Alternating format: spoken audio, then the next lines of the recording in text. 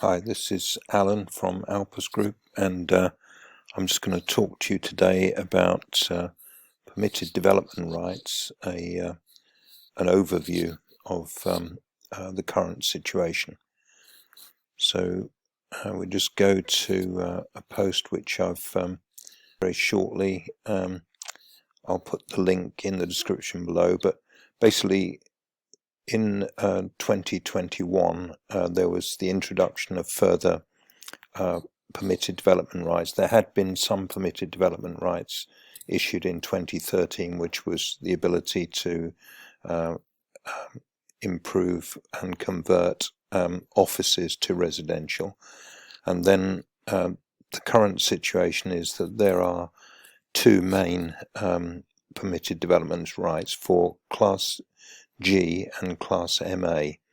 But what I'll do is I'll just start by looking at the technical guidance for domestic premises as well. I've got a link here which and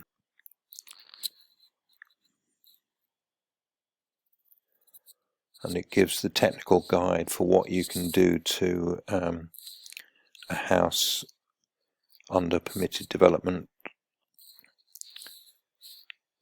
So this is from the Ministry of Housing, Communities and Local Government, Permitted Development Rights for Householders, Technical Guidance. And we go through here, goes through structure of rules on permitted development, and then Class A, which is enlargement, improvement or alteration. Class B is additions, etc. to the roof. Class C is other alterations to the roof. Class D is porches. Class E is buildings. And then other classes under Part 1. Class F is hard surfaces. Class G is chimneys, flues, etc. And microwave antenna. I don't know quite why that's in there. So the permitted development rights allow householders to improve and extend their homes without the need to apply for planning permission, where that would be out of proportion with the impact of works carried out. Larger single-story extensions are subject to neighbour consultation scheme, which is on page 17. It's important that homeowners understand how they can exercise their rights to carry out development while protecting the interests of their neighbours and the wider environment. The Ministry of Housing, Communities and Local Government has produced this technical guidance to help them.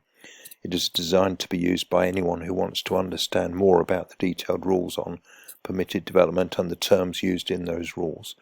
However, anyone who has no previous knowledge of permitted development issues will find it useful to look at the planning practice guidance first. And there's a note there about when is permission required. So we just skim through these notes here. General issues. These include Article 2 in brackets 3 land, includes land within a national park, the Broads, an area of outstanding natural beauty, an area designated as a conservation area, and land within World Heritage Sites. And then some definitions of building, dwelling house, what's existing, height, highway, original, raised, terraced house, unadopted street, curtilage, enlarged part of the house, total enlargement, principal elevation.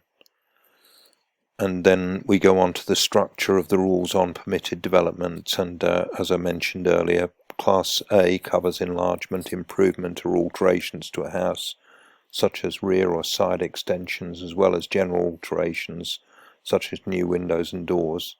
There's a neighbour consultation scheme for large rear extensions under Class A. Class B covers additions or alterations to roofs which enlarge the house, such as loft conversions involving dormer windows. Class C covers other alterations to roofs, such as re-roofing or the installation of roof lights and windows. Class D covers the erection of a porch outside an external door. Class E covers the provision of buildings and other development within the curtilage of the house. Class F covers the provision of hard surfaces within the curtilage of the house, such as driveways. Class G covers the installation, alteration or replacement of a chimney, flue or soil and vent pipe. Class H covers the installation, alteration or replacement of microwave antennas such as satellite dishes. If we go on, there are further restrictions on permitted development. It's important to note that a local planning authority is allowed to remove permitted development rights in some or all of its areas by issuing what is known as an Article 4 direction, and that basically ensures that you have to go for planning permission to make the alterations to the building. So Class A, enlargement, improvement or alteration.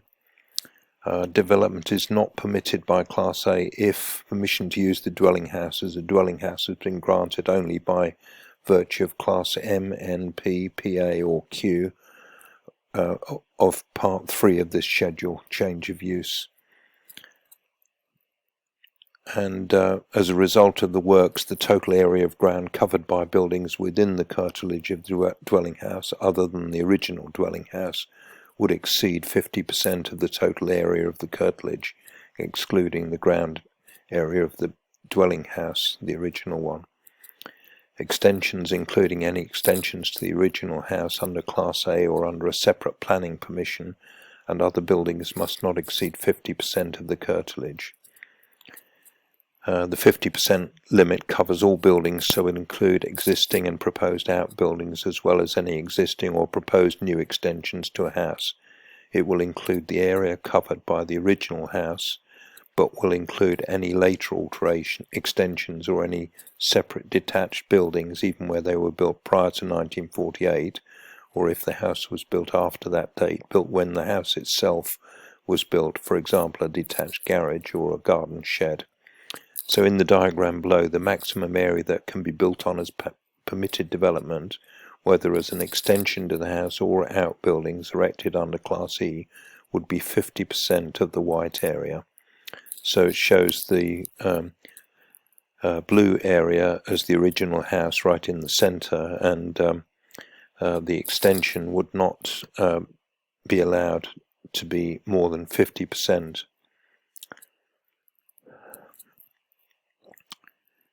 50% of the white area. So it's quite a large extension. The height of the part of the dwelling house enlarged, improved or altered would exceed the height of the highest part of the roof of the dwelling house. Any enlargement, improvement or alteration to a house must not exceed the height of the highest part of the roof of the existing house. If it does, an application for planning permission will be required. The highest part of the roof of the existing house will be the height of the ridge line of the main roof, even though there may be other ridge lines at a lower level, or the height of the highest roof where roofs on a building are flat.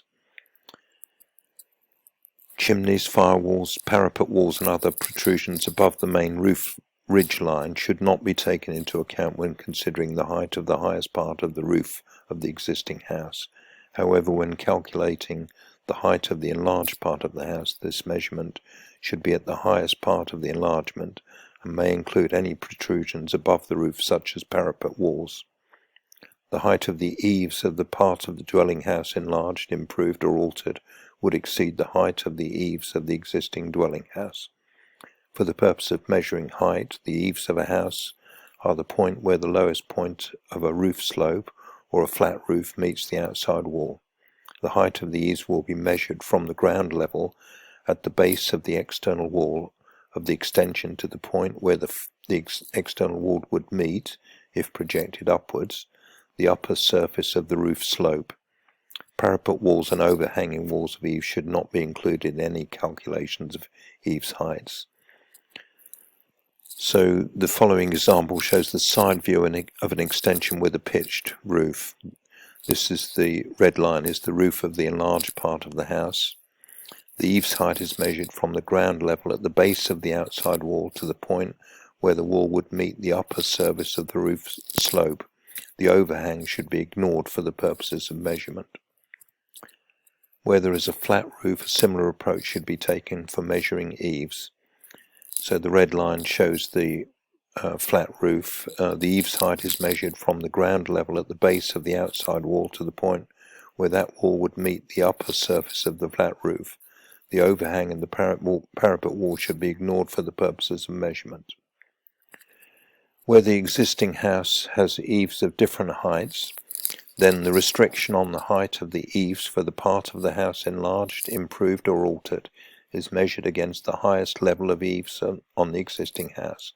However, where a house is built on sloping ground, the height of the eaves on the existing house should be measured in terms of the elevation from which any extension of a house is to be made.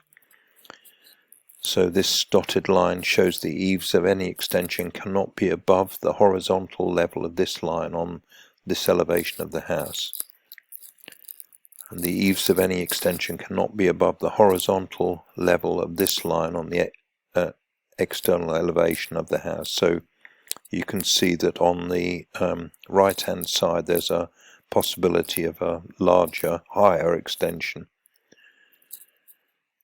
The enlarged part of the dwelling house would extend beyond a wall which 1. Forms the principal elevation of the original dwelling house, or 2. Fronts a highway and forms a side elevation of the original dwelling house. So the original house is shown in blue here, and the extension shown on the side would not be permitted development. So that's beyond the building line, and they would require planning permission. Both of the grey marked squares would require planning permission. The principal elevation could include more than one wall facing in the same direction. For example, where there are large bay windows on the front elevation or where there's an L-shaped frontage. In such cases, all such walls will form the principal elevation, and the line for determining what extends beyond a wall will follow these walls. So any extension forward of this dotted line will not be permitted development and will require an application for planning permission. And the bay windows form part of the principal elevation, so if you do want to extend, it would be beyond the line of the existing house. And in this case, with the L-shaped building, any extension forward of this line, the boot of the L, will not be permitted development and will require an application for planning permission. If a house sits on a corner plot where a side elevation fronts a highway, there will be an additional restriction on permitted development to the side of the house. So the original house is shown in blue, and then any extension forward of the dotted lines, so there's all three of them, would require a planning application. If the enlarged part of the dwelling house would have a single story and extend beyond the rear wall of the original dwelling house by more than 4 meters in the case of detached dwelling house, or 3 meters in the case of any other dwelling house, or exceed 4 meters in height, a single story extension must not extend beyond the rear of the original house by more than 4 meters if a detached house, or by more than 3 meters in any other case. In both cases, the total height of the extension must not be more than 4 meters. The rear wall or walls of a house will be those which are directly opposite the front of the house.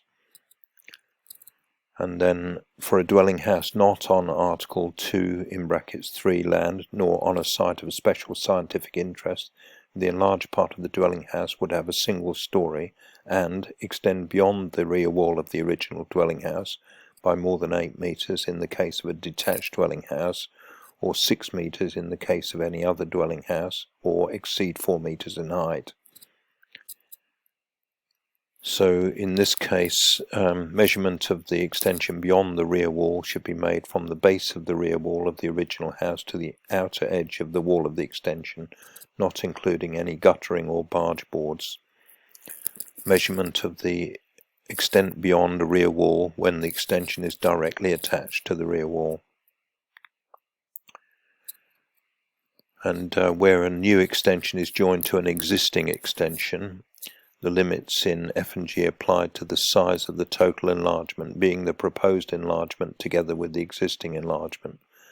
the following example showing a side view of a detached house would not be permitted development if a detached house has an existing single-story ground floor extension that was not part of the original house and which extended beyond the rear wall by 4 meters, then it would not be possible to add an additional single-story ground floor extension of 5 meters without an application for planning permission, because the enlarged part of the house would then extend beyond a rear wall by more than 8 meters or more than 4 meters on Article 2 in brackets 3 land or sites of special scientific interest.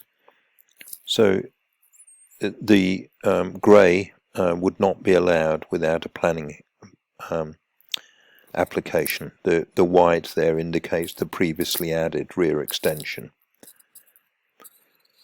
And then where the original rear wall of a house is stepped, then each of these walls will form the rear wall of the original dwelling house. In such cases, the limits on extensions apply to any of the rear walls being extended beyond. In the example below showing a plan of the semi-detached house with an original stepped rear, each of the extensions, shaded, would meet the requirements for a single-story extension, as they do not extend more than 6 meters beyond the rear wall or more than 3 meters on Article 2 in brackets 3 land or sites of special scientific interest. So in this case, these extensions are allowed without a planning application. However, the configuration below, where the extension is going up to 9 meters from one part of the building, would not be allowed under permitted development. This would require a planning application. And side wall extensions beyond it, extending beyond rear walls, an extension of a side wall that extends beyond a rear wall but is not attached to a rear wall will be subject to restrictions that apply to rear walls as well as restrictions on side walls. These are covered under section J of the rules. So in the example below, the extension is limited to 6 meters or 3 meters on Article 2 in brackets 3 land or sites of special scientific interest beyond the rear wall of the semi-detached house, as well as being restricted by the limits set for extensions from side walls. So this is allowed.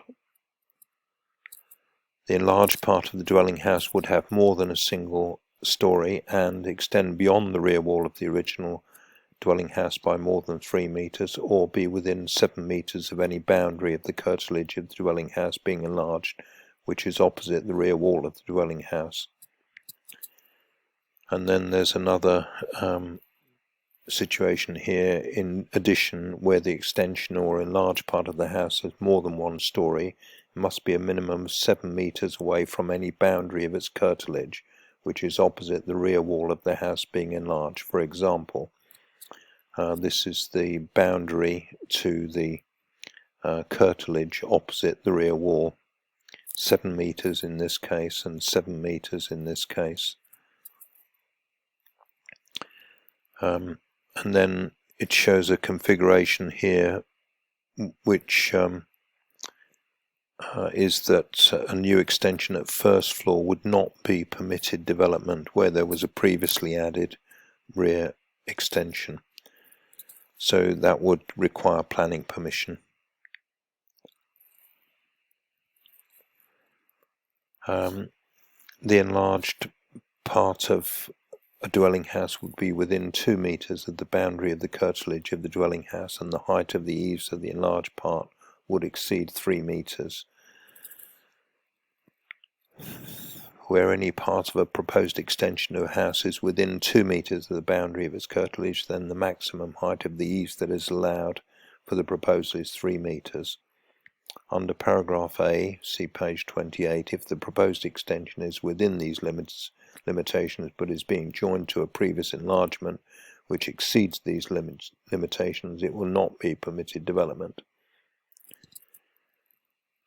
So there's another configuration here. The enlarged part of the dwelling house would extend beyond a wall forming a side elevation of the original dwelling house and would exceed 4 meters in height, have more than a single story, or have a width greater than half the width of the original dwelling house.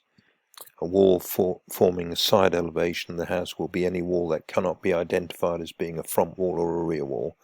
Houses will often have more than two side elevation walls. For example, this is the width of the original house, measured at the widest point for the purpose of calculating the half-width limit. And these are all walls forming a side elevation. Where an extension is beyond any side wall, the restrictions J will apply. Any extension can only be a single story, but must be less than 4 meters in height, and can be not more than half the width of the original house. The width of the original house should be calculated at its widest point. And then we go on to look at rear and side extensions, where an extension fills the area between a side elevation and a rear wall, then the restrictions on extensions beyond rear walls and side walls will both apply. The extension must extend no more than 6 meters beyond the rear wall, or no more than 8 meters in the case of a detached house, or no more than 3 meters beyond the rear wall, or 4 meters for a detached house on Article 2 in brackets 3 land or sites of special scientific interest, be a single story and must not exceed 4 meters in height, have a total width that does not exceed more than half the width of the house measured at the highest point. So this sort of fill-in is acceptable in terms of the width of the original house, not more than half of the width of the original house. In the following example, although the extension is less than half of the width of the original house and extends beyond the rear wall at A by only 3 meters, it extends beyond the rear wall B by more than 6 meters. It would therefore not be permitted development and will require an application for planning permission. And then we've got another case. An extension may comprise both elements of a rear and side extension, not more than half the width of the original house. This is the width of the original house measured at the widest point, so this one is allowed, as is this configuration here is allowed as well. However, this would not be permitted development where there's a large extension put on the back which is more than half of the width of the original house and extends 3 meters out from the back of the house. And nor would this L-shaped configuration extending the existing house, which is more than half the width of the original house. And this one also is not allowed either, for the same sort of reason. Total enlargement A and B is now more than half the width of the original house. However, this one is allowed because of the different configuration. The rear extension is allowed, as is the side extension separately.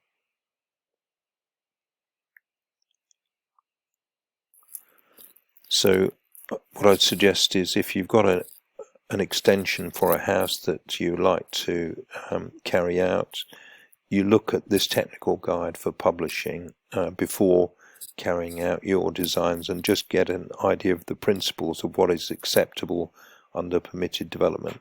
We've got some other permitted development rules to discuss with you, but we'll do this in a separate video. Here's an example of what's permitted under roof extensions and other alterations to the roof, where you've got projection on the roof, porches. Yes, each case needs consideration individually, and you can get a good idea from this technical guidance what will be acceptable. So I suggest you look at this 190910 technical guide for house extensions, and it's quite comprehensive in terms of what's allowed and what would require a planning application rather than being permitted development. So there's 50 pages of clarifications here about permitted developments for domestic dwellings, and we'll discuss the permitted development rights for commercial to residential separately in another video. Cheers for now.